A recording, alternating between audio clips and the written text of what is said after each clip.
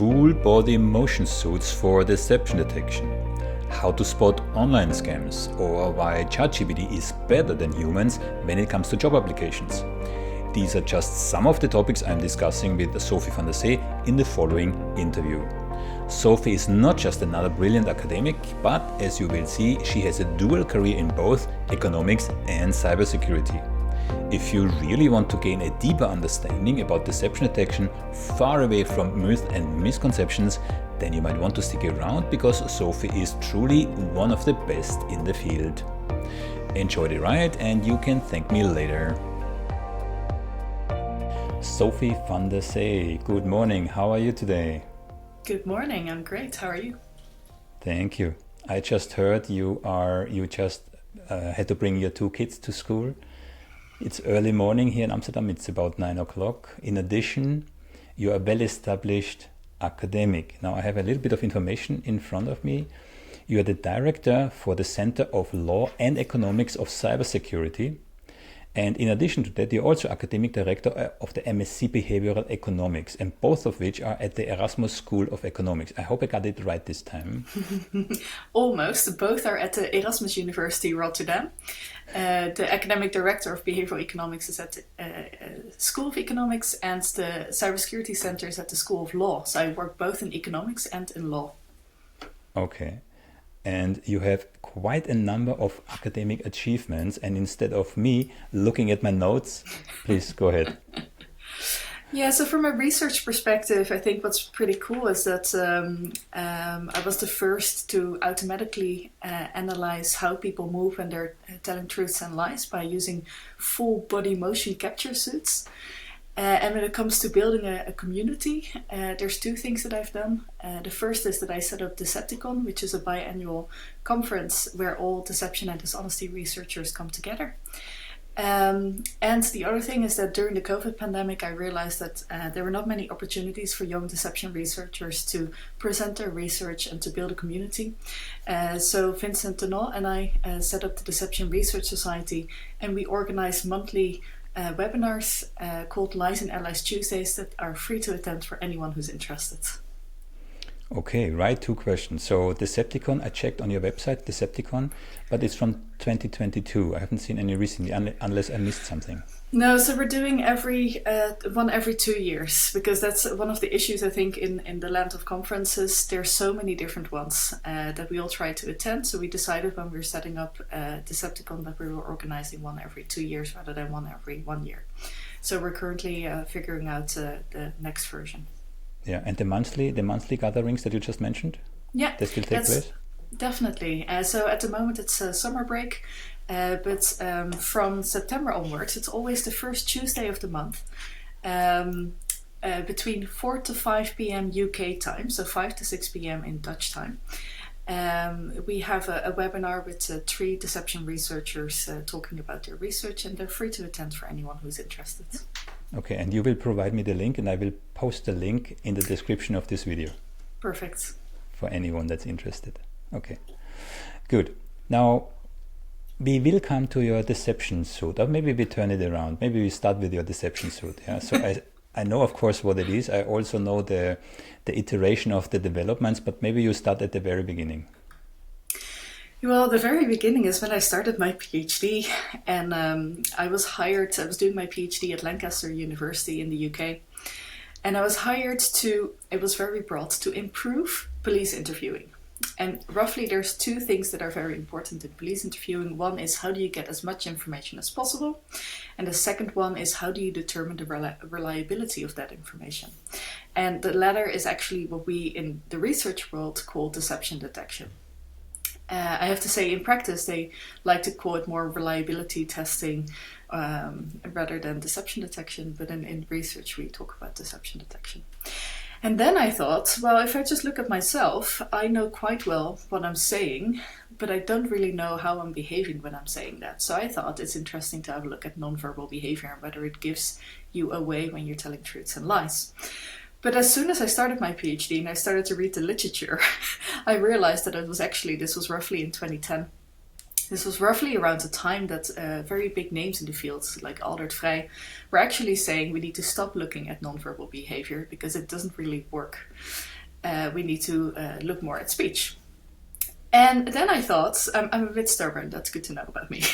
I'm a bit stubborn. So I thought, okay, fair enough. I understand that there's been by now hundreds of studies on deception detection, and that the findings are relatively mixed and effect sizes are small, which means that if you do find a difference, it's usually a small difference rather than a large difference. But I also realized when I was looking at the methods of these research papers, I realized that all these papers looking at nonverbal behavior, so how we move, how we behave, were actually conducted in quite a, I would say, old-fashioned way, in the sense that you would have a person on video telling a truth or a lie, or truth and a lie, and then on camera, and then the researcher basically manually annotates whether a certain behaviors, for example, whether you look away, whether you move your head, whether you move your right hand, your left hand, whether you have a posture shift, etc. But that really leaves out a lot of information. Like that's quite a suboptimal way of measuring how we behave, how we move. So I studied psychology, and I was not very technical, but I thought, it's 2010. I'm sure there's more accurate ways by now to analyze human behavior. I don't know how, but I'm sure they exist. So what I then did is that I went to a technical university, the University of Twente in the Netherlands. And there was a researcher, Ronald Poppe, who was at computer science, and he was specialized in analyzing human behavior based on either video images or motion capture images. So we started collaborating because I said, hey, I think we need to use your research methods and apply them to deception detection. And he was interested too. So we started working together. So at that moment in time, the most accurate way to measure human behavior or movements was using full body motion suits with the sensors on your body. That is usually used in special effects for movies and games. And we actually put roughly 600 participants in those different suits and asked them to tell truths and lies, different types, about playing a game, about cheating, about stealing something, about a conversation they had with a stranger. And then we analyzed behavioral differences between truth tellers and liars. And what we found is very stable that the majority of people, roughly 4 out of 5, move more when they're lying than when they're telling the truth, and across their entire body. So it's not just in their hands, it's not just in their heads, but you can also see this in their body, their torso, in their legs and in their feet. So it's quite a stable finding, like across every individual limb you can find this. But it's not the case for everyone. So we keep finding that roughly 4 out of 5 people move more, but roughly 1 out of 5 people actually move less. Maybe let me interrupt you here for a second, because that, up to this stage, I presented to some friends of mine who are in the Dutch police, right? And they started to smile at me and saying, yeah, can you imagine, you put the suspect in this whole bodysuit, right? That was a couple of days ago, right? But then I did some more research and I found you have already improved on that. So that might not be needed, right? Well, so I would say what I did for my PhD was more for theoretical exercision. I never intended any suspect for the police to be put in a full body motion suit. It's like this Lycra suit that I have to say doesn't look great on most people. No, so I never intended it for that. But in order to examine accurately whether there's behavioral differences between truth tellers and liars, I wanted to measure how we move as accurately as possible. So I never intended this to be applied in practice in this specific way. But if we know roughly how people move when they're telling truths and lies, then we can look at, okay, and how can we measure this automatically, objectively, unobtrusively, preferably, if you ever want to use this in practice. Yeah. So we collected data in a couple of different ways. We used high resolution cameras, but we also used the Kinect from Microsoft's Xbox, which is a depth camera that can see 3D, basically. Um, and we also used radar, W-band radar, which can measure how much movement there is in a specific distance from the radar. Because this can also help you if people are moving, for example, but they're wearing a large summer dress, but they're tapping their foot. A radar can still pick up on that. So how do I have to picture this? I mean, I don't want to spend the whole interview on that, yeah, but just out of interest, is it like a radar gun, like you see on the street, when the police is trying to measure your speed, or is it a real radar, like Yeah, it's a small device actually. Yeah, you can W-band radar. It's called. So the disadvantage of the radar is that it can only measure. It measures 360 degrees. So lots of noise. Yeah, basically. So, but it knows exactly in which distance. So if you know how far the radar is from the person, and with software you can also try to sort of tailor it in a specific direction. But there's quite a lot of data screening needed to use that. Yeah. Okay. Is it already applied? I mean, in a practical sense. No, for several reasons. So one of the reasons is that it's mostly been me who's been doing this, and I think for any type of research, also outside of deception research, it's very important that different types of labs try to replicate and also use the same types of methods to see whether it still stands. So that's one reason. So I think I would love it if other people start picking up this type of research. Yeah, I have to say, if you look at the publications from the last, I think, 2-3 years, you do see an uptake of automated deception detection research. So I think we're getting there. A second reason is that I also conducted a study that I'm currently writing up as a paper, so you're maybe the first to know. We wanted to know whether, if you know how it works, whether you can beat it. So if you look at deception research, a very important line of research is countermeasures. So can people actually sort of fake the system? So what we did is we conducted an experiment where half of the participants read a newspaper article about my research, where it was explained what it was and how it worked. That the majority of people move more when they're lying than when they're telling the truth. And half of the participants in the control group, they read an unrelated newspaper article. And then I invited both groups to try and beat the lie detector. And what we saw is that in the control group, so people who didn't know how it worked, we actually replicated previous findings. So overall, people move more when they're lying than when they're telling the truth. But in the informed group, so people who knew it, they changed their entire behavior. So this was a within subjects design, which means that people both told a truth and a lie. And we saw that when people knew how it worked, that when they were telling the truth, they were basically moving around a lot. And when they were lying, they were just sitting still, entirely sitting still. So that means that if you know how it works, you change your behavior to try and get away with your lies. But what we also noticed is that although they changed their behavior, it didn't mimic natural, truthful behavior. So in our software, we haven't yet, but we could technically build in sort of an orange warning category of unexpected behavior. Yeah, if someone suddenly reduces movement, I mean, there's a lot, deception research is extensively contradictory, right? You find arguments for either direction 360. Yeah. So there's lots of research which says, well, because it's known that it's one of those stereotypes. Yeah, liars are exhibiting nervous behavior. So liars, actually knowing that, reduce their behaviors, especially with upper torso and arms, right?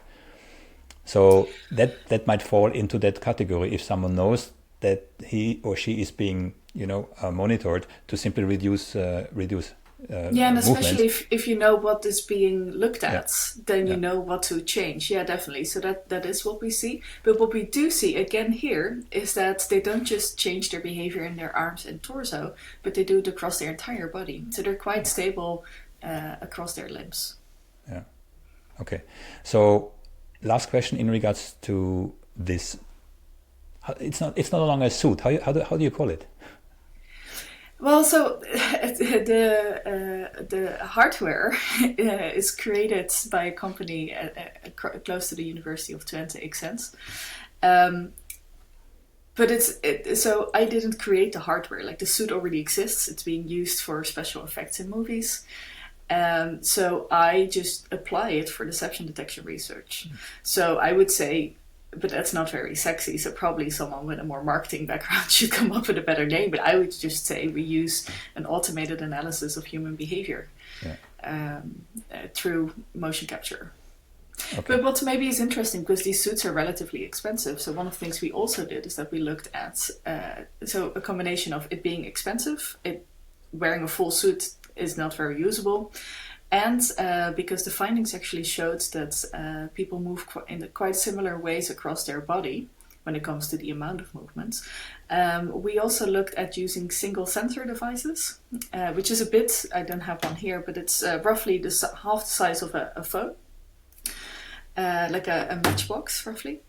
Actually, the same sensors are in your phone, so technically you could also strap smaller phones than this probably. Gyroscopes. To your body. Yeah, gyroscopes indeed. Yeah, I didn't know how technical I could get here.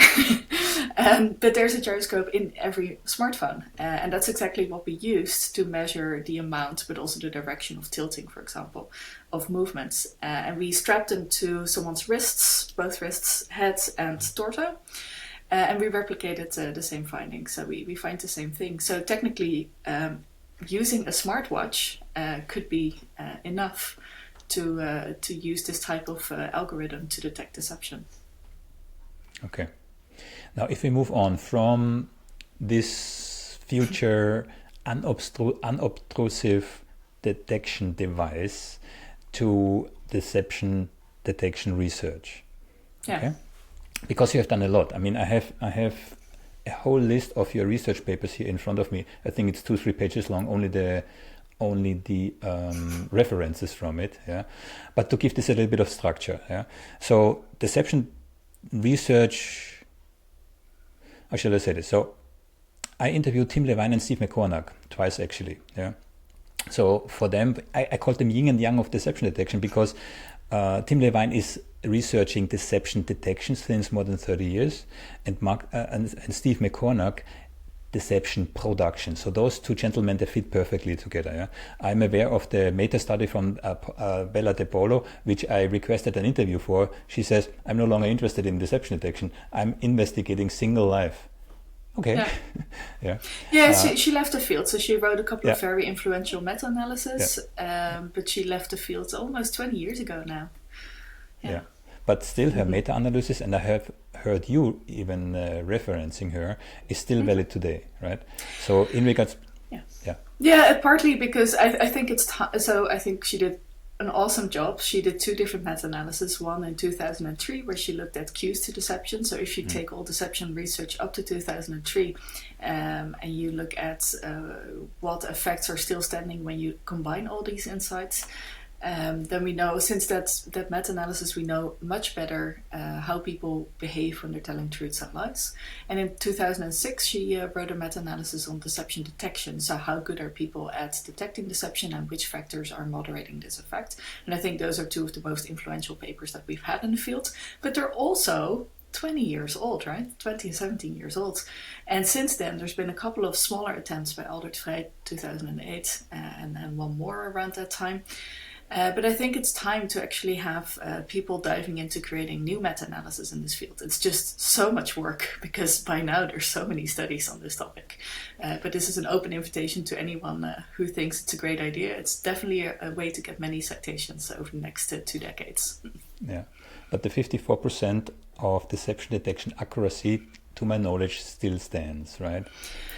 Yeah, I find it roughly in all my studies as well when it comes to human deception detection. And this is why I got interested in how can we use technology to increase this number. Because whenever you have individuals detecting deception, whether this are all different things that I studied, whether it's detecting deception in strangers, detecting deception in people you know. We had a large study where we had whole children detecting deception in their parents, parents in their children, friends together, romantic partners together. It's all roughly around that 54%. The only group that outperformed all other groups were siblings. So brothers and sisters were better at detecting each other's deception than all other groups that we tested. But again, this is interesting because you could argue maybe siblings, because they often lie to their parents and they are sort of a team or they're in it together, so maybe they see each other lying to others and they know it's a lie or a truth, so maybe they have more of a experience of what the ground truth is and how someone behaves when they're lying. But maybe it's in fact that will not be replicated. So again, I'm hoping that other researchers will examine all these different groups as well. Yeah. So basically those 54% mean lie detection accuracy is on the level of flipping a coin. A bit higher. A tiny bit. Tiny bit higher. Statistically neglectable 4% higher. Yeah.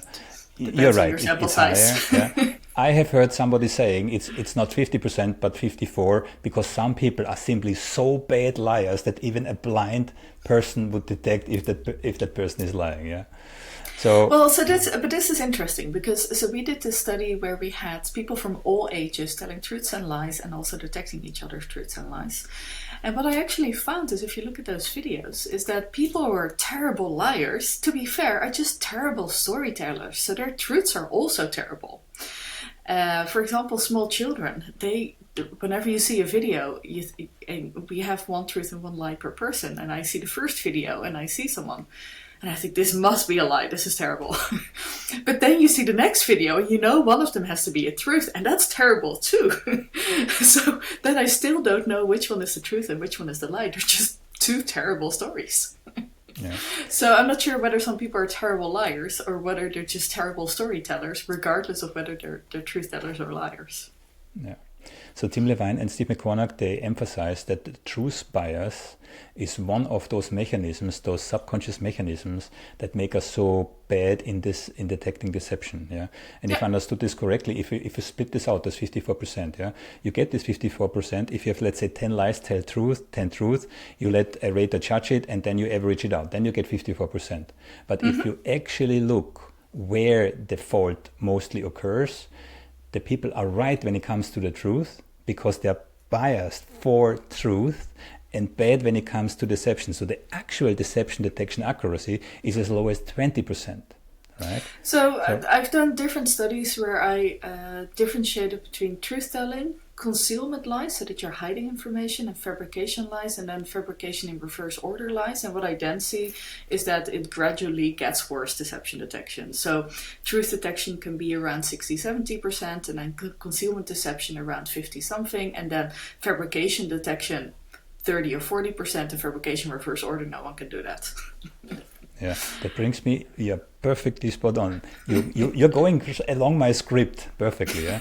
Because most deception detection research still goes on this black-white truth-lie dichotomy, yeah? Which basically does not exist in real life. Yeah? And whilst we know that most deceptions are deceptions of omissions, by far the vast majority of deception research has focused on acts of commission. Right? But there's a reason for that. There's a reason because for that. it's easier. Because it's easier. Yeah, it's because omission deception detection is even worse. And we're trying to increase deception detection accuracy. So you try to make the lies that you try to detect as sort of easy to detect as possible. So you want them to fabricate and tell sort of answers to open questions. Yeah, completely understand. But again, lies of fabrication are the minority. Lies of omissions is the vast majority. And again, I come from business background.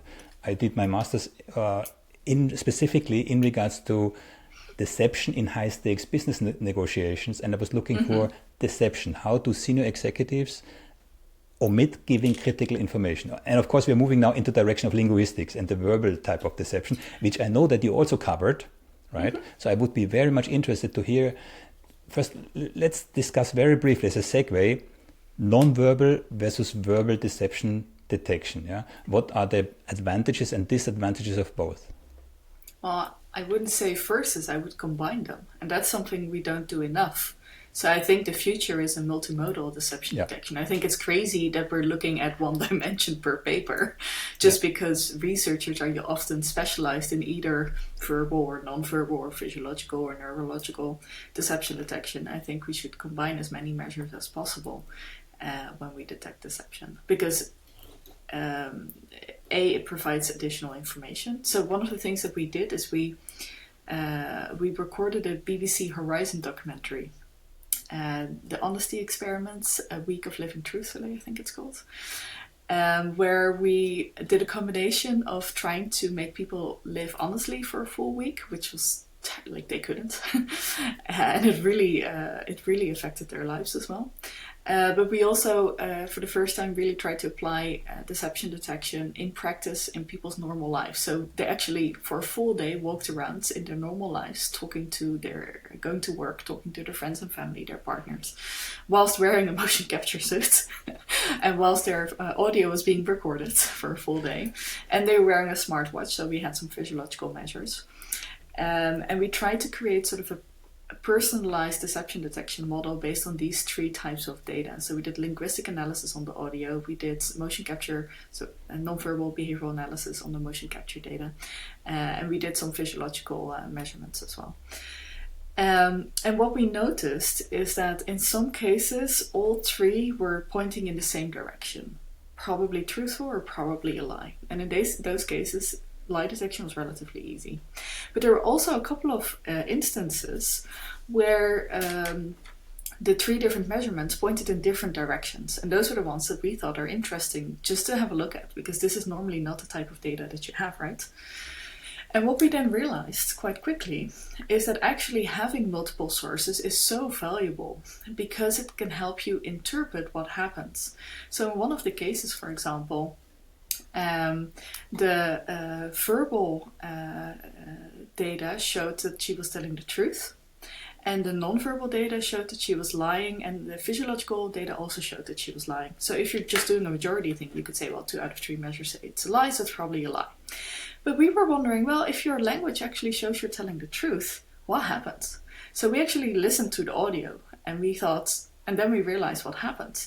Because what happened is that she was in a work meeting, and they were asking her, she was a sort of a PR consultant, and they were asking her whether how the project was going and whether she was going to finish on time. So what we saw was a spike in stress and a spike in her, actually in her case she moved less when lying, so a reduction in her movements, which in her case was an indication of lying. A spike in stress levels and physiological stress, but her language in the end actually showed that she was telling the truth. So what happened is that she found it a difficult question because she knew that she was not on track. She also knew that was an answer that the customer didn't want to hear. But in the end, she answered truthfully, but it took her a while to kind of figure out what she was going to say, and the questions really stressed her out. And that's exactly what we saw. We saw stress, and we saw that in the end she answered truthfully. But if we would have only looked at nonverbal behavior, if we would only have looked at physiology, we probably would have said that she was lying. But because we now had a combination of sources, we knew this is a strange moment, like something is happening. But in the end, she told the truth. So that's why I think multimodal deception detection is really, really relevant. Because of course, in many settings where deception detection is relevant, questions may actually stress people out, even if they decide to answer truthfully. Yeah, and I know from Tim Levine, who actually trained the NSA, and he did also some research that these guys are, from his perspective, the best in terms of deception detection, but they're completely not looking at nonverbal communication. They really focus on what is said. Of course, they have their ways of extracting that information, right? So you said it absolutely. So the best would be, at the moment, your research excluded here, can deduct is stress, comfort, discomfort, stress, yeah, which is a stereotype by most people in the world as a sign of deception. But something we have to not entirely discredit is that if you also look at the meta-analysis by De Paulo, stress is one of the possible responses when you're lying, right? So True, we know but that. also if you speak the truth. You are no, afraid that you're so not being believed. You also have stress. So which is which? Definitely, but that's also, so I think one of the main points I always try to get across is that, unfortunately, if you look at any type of deception detection, whatever we're looking at, whether it's non-verbal or physiological or verbal or neurological, we always measure indirect effects of lying. So lying in itself doesn't really affect what we're doing, right? It can elicit higher cognitive loads, and because of the higher cognitive loads, we say certain things or we do certain things, or it can elicit certain types of emotions, like for most people anxiety and stress, but also guilt, for some people even some positive emotions. And those emotions, whether they're positive or negative, they affect how you behave and what you say and what your physiology and your neural and what's happening in your brain. But it's always indirect effects. So whatever we're doing, we're always measuring indirectly, and that means that those indirect effects can also be caused by other things that are not related to lying. I think I've sort of summarized this correctly. But it's because it's an indirect effect. You can never say because you do this, it must be a lie. It's just when you lie, chances are a bit higher or lower that you do or say certain things, or that certain brain areas get active. Yes, and let's say a liar might lie different in a different context, in a different situation, in a different type of personal mood that day. Yeah, so it's quite difficult. But we don't actually know that. I find it interesting that you're saying that, because we don't know that much about the stability of deceptive cues. So we don't really know for the same person whether how I behave or what I say today when I lie, whether that's similar in 1 week or 1 month from now, and whether it's similar when I lie about topic A or I lie about topic B, whether that affects the topic that I'm lying about, whether that affects my behavior. But that's my newest research project. That's something I'm currently trying to address. So normally deception research happens by getting people into the lab or maybe testing them online. They tell a truth and a lie, or a truth or a lie, and then they go away again, and you never see them again. Sometimes there are studies when they come back once or twice, but that's roughly it. That's what we have. But actually, what you want to know is how stable are cues over time and how important are individual differences. But we don't really know that, because that's not the type of data that we've been collecting as deception researchers. So I've done 2 things. The first thing is published. I developed the first personalized deception detection model based on the tweets by ex-President Trump. I want to come there. This is linguistics. Yeah, linguistics. So that's number 1, and I will talk about that in a moment. But the second thing that we've been doing, and we are currently testing it, is that we developed an app, a mobile phone app, called The Best Liar. Who is the best liar currently of the Netherlands? Where people can record videos of them telling truths and lies, and they can judge the videos of others. And it's a gamified app, so we have a scoreboard, like a leaderboard. You can invite your friends and family to play along. If people download this app and they record videos for multiple days and they detect deception, we can calculate a couple of things that we could never do before. We can test over a prolonged period of time how stable deceptive behavior is, because we will have videos recorded on multiple days. And if people like the app, they might keep using it for weeks or even months. We can develop personalized lie detection models for each individual user, so we can then compare them to each other to see how different they are. So how different is my lying behavior from your lying behavior, for example? Because people can participate with friends and families and create sort of subgroups, we can determine how accurately people can judge the lies of people they know compared to people they don't know. We can let them lie about different topics and see how that influences their lying behavior. So we just created a list of all the research questions that I think are still left in our field. We developed an app to try and solve them all. And it's currently running. modest goal. Yeah. Very briefly, it's not only temporal. It's not only how do you lie today and how do you lie tomorrow, but how do you lie at home or in a business negotiation. Right, so that's it. And then but that's something we cannot test because it's always in front of your phone. Most of the lies we have discussed so far are more or less social lies, white lies. Yeah. So yes, but I would say they're different. Again, you're the expert here, but there are different mechanisms, psychological mechanisms in place, because there's not much at stake. Yeah, in the criminal context, but also in a business context, in high stakes negotiations, there's definitely something at stake. So the behavior might vary from the lies that you're capturing this way. So We did with the motion capture suits also, although it were still mock crimes, but we did actually let people steal money and hide it on their body whilst they're being interviewed about it. So we did also test sort of different types of lies, including slightly more high stakes. So that's one answer. The second answer is that there's actually been a meta-analysis, I think in 2014 roughly, where they compared low and high stakes lies, and actually found that there weren't many differences. So it was always one of the biggest, whenever you try to publish a deception paper and you would have a non-deception researcher as a reviewer, you would always get the same feedback. You would always get, yeah, but these are lies in the lab, they're artificial, they're instructed, they're low stakes. What does this tell us about real world lies? And then there was this meta-analysis that actually showed, well, we see that if you look at deceptive behavior, that is relatively similar between low stakes and high stakes lies, because there are some high stakes lies in the literature out there. Like there's some court samples.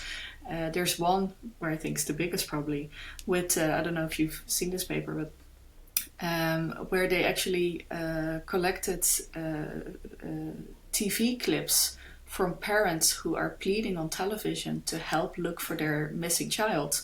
While in the end, it turned out that some of them were actually involved with the death of their own child. Yeah. So they knew that the child was dead whilst they were on TV asking people to search for him.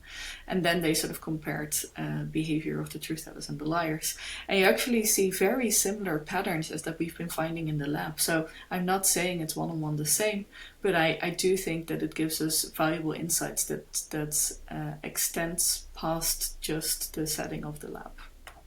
But here we enter again the discussion commission versus omission, right?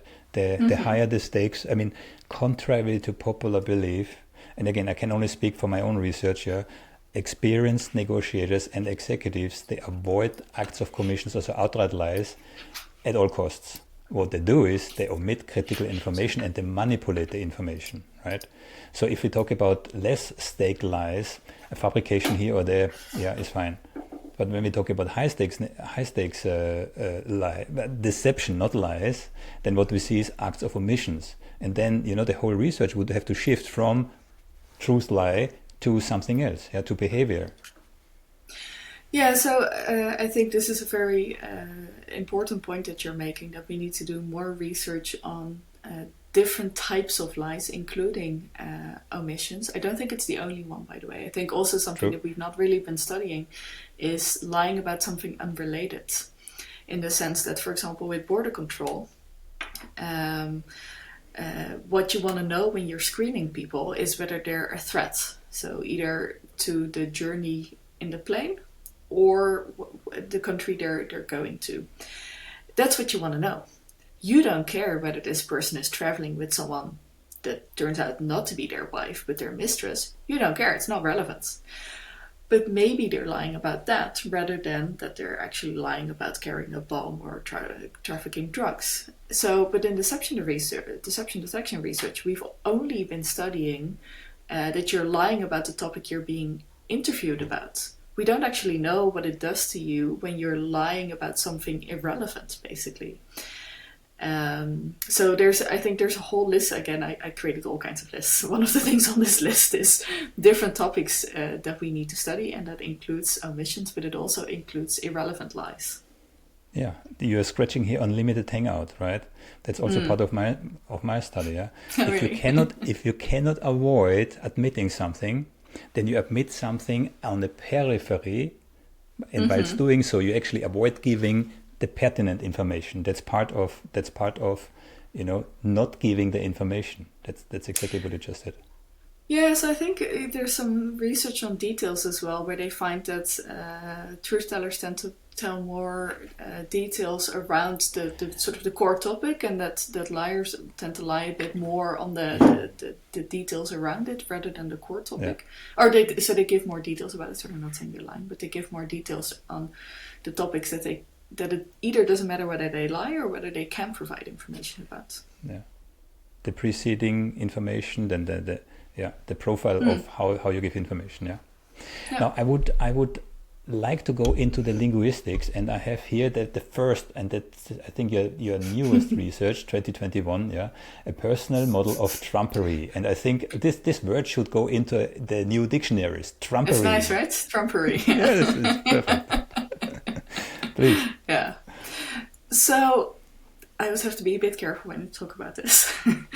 But so something I realized when I was listening to all the deception talks during Lies and Allies, during Decepticon, reading all the papers, is that we've always been looking at deception detection from a group point of view. So we have many people who tell the truth, we have many people who tell a lie, and then we compare whether it's nonverbal behavior or verbal or physiological or neurological, but we compare deceptive cues between truth tellers and liars. But the problem is that we're all truth tellers and liars, right? I tell the truth, I sometimes lie, everyone does that. And there might be individual differences in the sense that how I behave might be different than how you behave. So I was quite interested to figure out, can we somehow develop a personalized lie detection model? So create it just for one person. And a bit related to this, of course, is the idea of baselining, where you basically, before you do a sort of a lie detection test, you spend a bit of time to try and figure out how does a typical truth and how does a typical lie look like for this individual person. But that's still based on a very small amount of data, and one of the criticisms on these baselines is that they're often not comparable, in the sense that the baseline questions are often from a very different nature than the actual sort of lie detection. Of the lie detection question. So that, but there is some recent research from Nicolas Palenya and others Vrij on comparable baselining. So again, also in this field, steps have been made. But I was interested to find out, can we make a personalized lie detection model? So if we have enough truths and lies from one individual, can we do that? And then does it outperform just more generic deception detection models that we have based on this group-based research? So the problem is, no one is ever going to come into the lab to tell hundreds of truths and hundreds of lies, which is probably what you need for a personalized model. So we needed enough, but you also need to know the ground truth, because otherwise you don't know whether it's a truth or a lie. So there, for a long time, there wasn't really a possibility to do this. But then there was Trump. So also before Trump, American politicians were fact-checked. And of course, sometimes their statements were deemed to be factually incorrect, but never on the scale of Donald Trump. By the end of his presidency, so 4 years, he told more than 30,000 yes. Claims that by independent fact checkers were deemed to be factually incorrect. And so this was sort of a unique data set that had never been used before, that allowed us to actually, because of these independent fact checkers, we knew which of the statements were factually correct, factually incorrect. So what we did is we collected twice, for a training set and a test set, twice 3 months worth of his tweets. All of them were fact-checked by the Washington Post. And based on that, based on the training data sets, we created a linguistic model. So we had tweets, that means we only had written language. So we used Luwick, which is a software package that is James often Pennebaker. Yeah. Which I interviewed. Great, wonderful man. And this, basically this software categorizes words, so into, or if you have a text, it categorizes specific words into groups, into categories. And these categories, because it's been used so often in deception research, but also outside of deception research, it's been used so often that we roughly know which of these word categories occur more or less often when you tell truths and lies. So we did this to the fact-checked tweets by Donald Trump. And we found very large language differences between his factually correct and incorrect statements, which for me is an indication that in many of the cases, of course not all, but in many of the cases, he probably knew that what he was saying was factually incorrect. He was lying. So getting into trouble for this. Then we thought, okay, if we know that there's these large language differences, so first we checked whether it wasn't possible that this was caused by something else. So we ran all kinds of placebo checks where we divided the data set up in different ways to see whether maybe it was just an artifact of dividing up the data set, but that was not the case. It was really between fact-checked and correct and fact-checked incorrect tweets. Then we thought, okay, so can we turn this into a model where we basically predict for each next tweet whether it's factually correct or incorrect? So we did that, we created this model, and within the same training data set, we found an accuracy of 73%. But of course, if you train a model and then test it on the same data, this can lead to overfitting. So then we collected another 3 months worth of tweets, and we did the same procedure, and we used a model that was trained on the training set, on data set 1, and we tested it on the new data set for out-of-sample testing. And there we found an accuracy of very similar, I think in this case 74%. Of out-of-sample testing. So that means that the model could, in 3/4 of the tweets, correctly predict whether it was factually correct or factually incorrect. And this can, of course, be very useful for journalists, for example, as sort of a screening tool. It's not perfect, so you shouldn't rely on it, but it gives you can sort of flag tweets that might be problematic, and then they can be manually checked against the data. So this is only based on language use, right? So if you would connect it to certain topics, or maybe even with large language models connected to information that is already out there, I can imagine that you can further up this number. And then the last step that we did, study 3 in this paper, is that we wanted to know, so does it work better than existing models in the literature? And it did. So it outperformed the other models by at least 5% points. So that shows that actually there are some individual differences, and by taking them into account, you can actually improve deception detection a bit compared to existing models based on groups of people. Just out of interest, with which other models did you compare it with? Everything that we found in literature. So give me 3 or 4 names. So some papers by James Pennybaker, Dave Markovich, Jeff Hancock. So they're all we found, I think, 24 published LUIC models in the literature. So studies that used LUIC to compare truths and lies, and where they actually specified which variables, LUIC variables, were in their model. Yeah. So whenever we found that, we did the same thing as we did for our own data. So we took the models, we trained it on the training set, so we actually got the weights, we trained it on the training set, and then we tested it on the test set. So we applied the same procedure to the models from the literature as we did to our own model. So the only thing we used from the literature were which variables should be in the model. Jeff Hancock was actually quite interesting because he could prove to, 80% accuracy if a review on, what was it, booking.com was a fake one or a real one. Yeah, but also only if the writer had actual information, if the writer really had been on the site. But overall, Jeff Hancock was quite interesting. Yeah. Yeah, I think he was one of the pioneers in online deception. He looked at online dating, he looked at linguistics. I think he did great work. But the thing is that the paper he wrote, so I think the study you mentioned is actually one of the models that is in our paper as well. What he did was in a specific context of reviews, right? So if you take the model, the variables, the linguistic categories that are important when writing a review about a hotel, apparently those are not necessarily the best variables to actually look at analyzing political tweets. And this is where the importance of context comes in place. So if you look at our paper, we created a table where we basically show how well each of the models from the literature performed, but we also categorized them in what was their context, what type of data was used for them. So you can sort of see what works typically better or what generalizes better than others. Yeah. There's another topic I would like to cover if we still can. I saw that you used Cialdini's 7 means of manipulation as a means of detecting if somebody is speaking the truth or not. That's in relation to, and this is where your cyber background comes in. Yeah, I work in IT, so I'm very interested in cyber. So what can you tell us about that?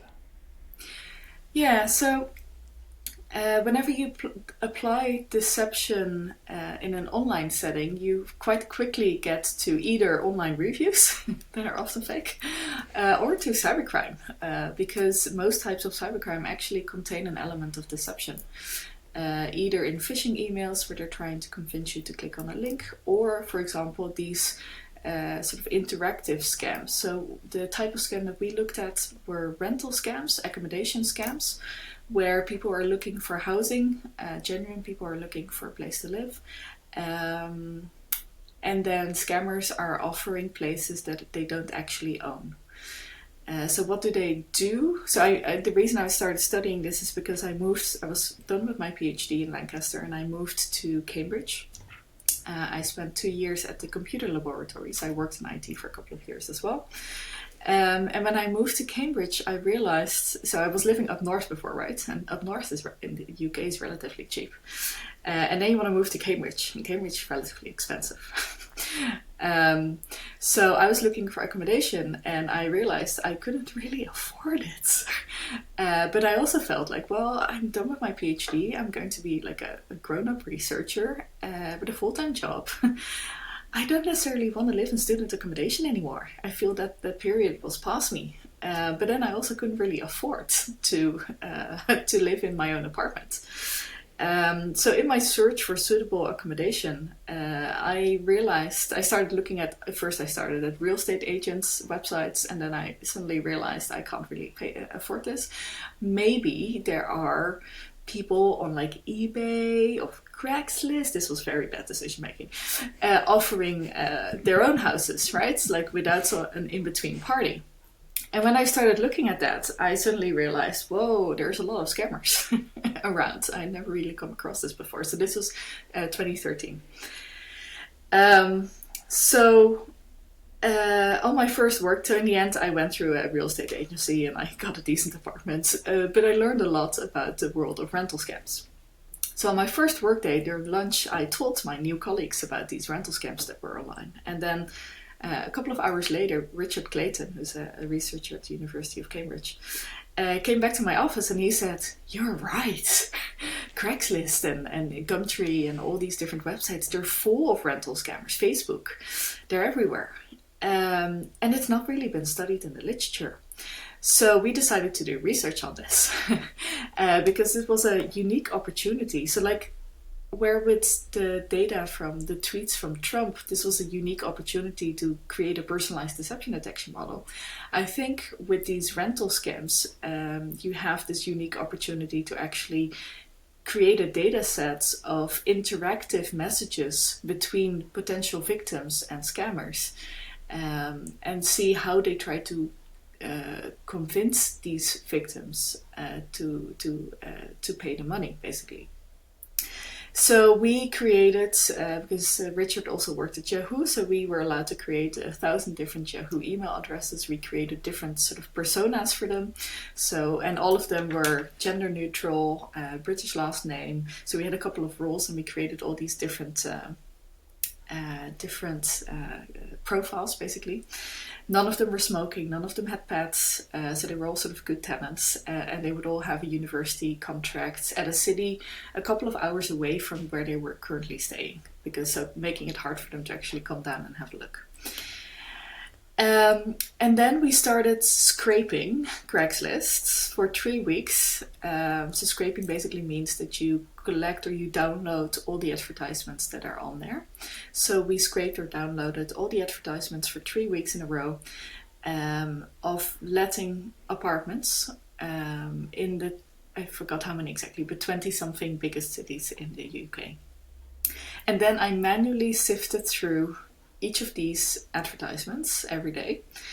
And I tried to figure out which ones I thought were either genuine or a scam, or if I didn't know, I would say, I don't know. And then we would treat it as a scam.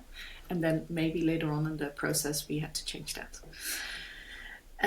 So I did this by somewhere clearly genuine, some were clearly scams, but there were quite a couple sort of in between that you thought, this looks too good to be true, but you never know. And one of the things that you can do that we learned is that if you copy, either you can click at the picture and see where else on the web this picture pops up.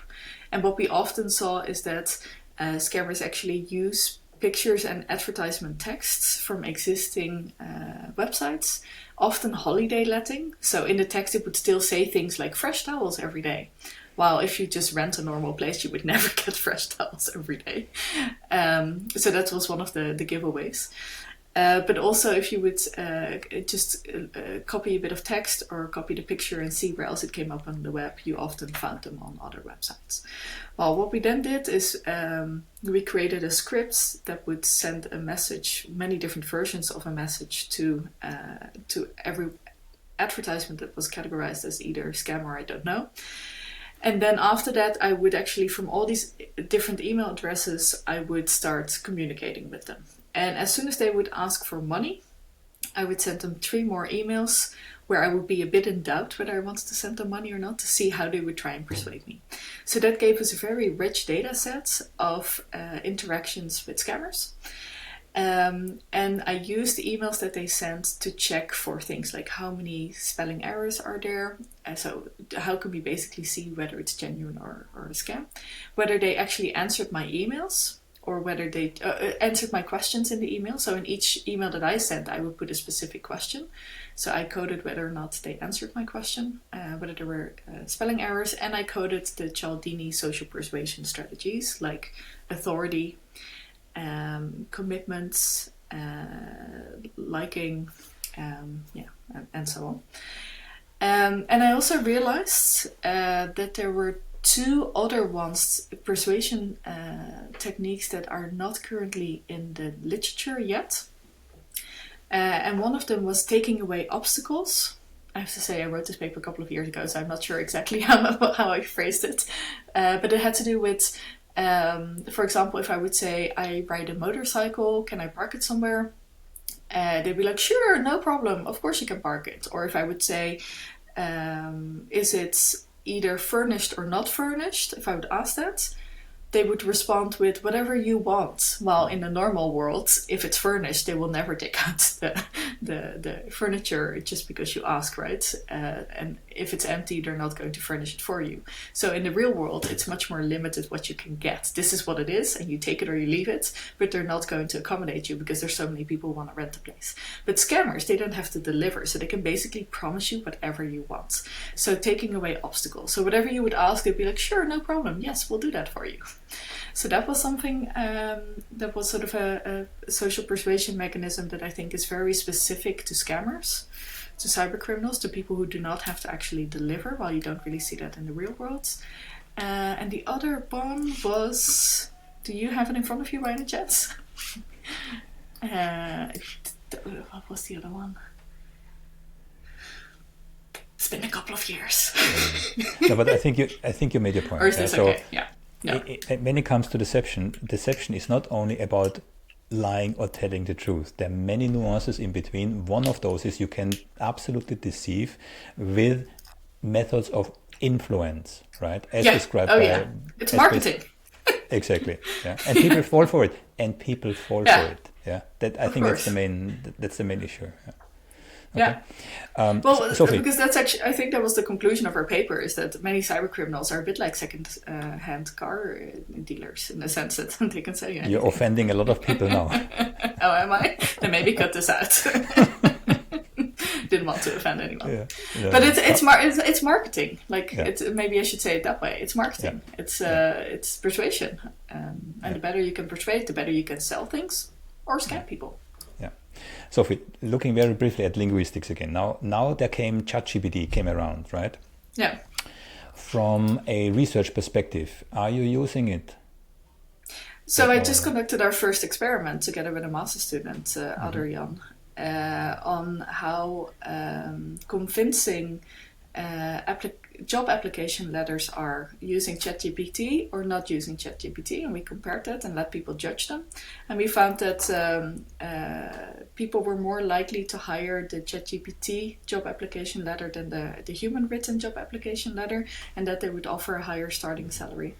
So this shows that when you're using Chat GPT, this actually gives you an advantage when you're applying for jobs, at least up to the point of the interview. Yeah. Okay. So this is deception production, but I meant actually detection. Do you see any means of detecting deception using ChatGPT, also via linguistic cues? I haven't actually. So I've been using it in the other direction. So can you use it to become a better liar, basically, or to present yourself better than you actually are? Impression management. I've not thought about it from a deception detection point of view. It's a language model, yeah. So You know, so it might be. I'm also thinking in the same direction. So I'm still fiddling around with this. I have ChatGPT 4, right? And you have a limit of 25 prompts at the moment, every 3 hours, yeah. This is a huge limit. This is a huge limitation because you're just getting into it. You have to interrupt, right? Yeah. But again, with all the research knowledge that we're having, analyzing text via ChatGPT, but you have to train ChatGPT. The model. You have to train it first. Yeah. So this is what I'm playing around, and I know from James Pennebaker he does it too. Yeah. Okay, interesting. Playing around. Right? Well, I can imagine that these are the papers that will be coming out in the next couple of months, right? Or next year. But I don't know how. So I've not looked into actually doing anything with ChatGPT in the sense of building anything with it. But I know it's been implemented in all kinds of applications and websites of third parties. So I'm sure researchers can do the same thing. But I've not tried myself. Yeah. One last thing about the ChatGPT. I did a ChatGPT bias analysis, and it's just incredible. You know, I mean, if you it's a kind of Wikipedia on steroids. Yeah? If you want to know how far is the Earth from the Sun, perfectly no problem. Yeah. But if you scratch on a controversial topic, I will not now name which one I investigated. It's biased as hell, and you can prove it with actual data. Yeah. Yeah. Yeah, so there's these examples on the internet, right? Also about whether the doctor that the ChatGPT doesn't realize that can also be female. So all these sort of these. So that's very true. Maybe concluding in regards to linguistics, to verbal deception detection. Is there something you would like to add? Maybe I missed some of your research. Did you do other research in regards to verbal linguistic deception detection?